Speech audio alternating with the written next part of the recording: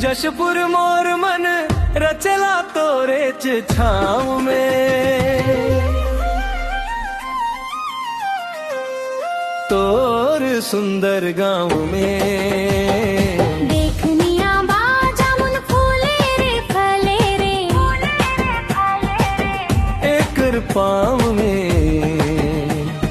बड़ी रे निक लागे जशपुर कर सुंदर गाँव में।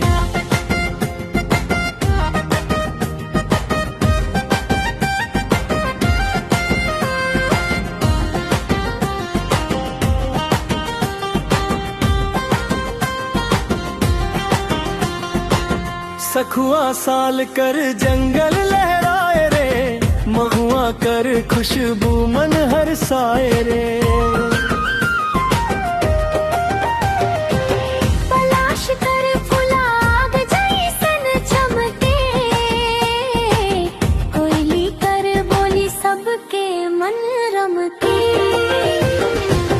जशपुर मोर मन रचला तोरे छाँव में, सुंदर गाँव में।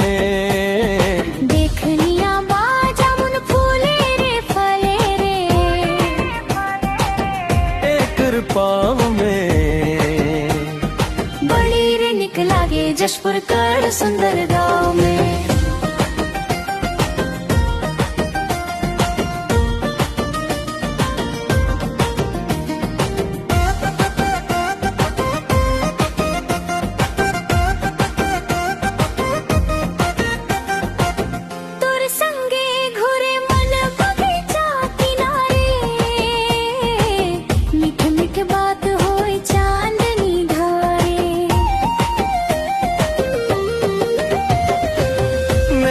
से नैना जब मिल जाए रे,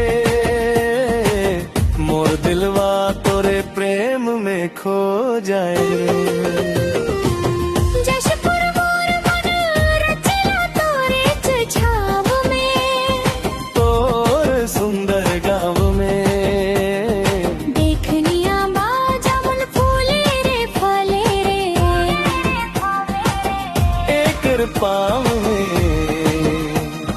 बड़ी रे निक लागे जशपुर कर सुंदर गाँव में।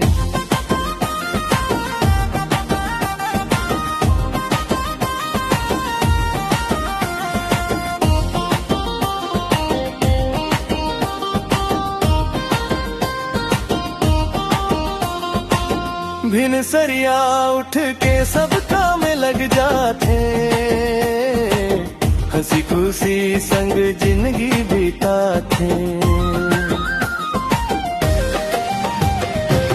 करमा सरहुल में नाचे गावे गाँव भर, मेल झोल से रहते सबे घर घर। जशपुर मोर मन रचला तोरे छाँव में, तोर सुंदर घर गाँव में। देखनिया बाजामुन फूले रे फले रे, एकर पाँव में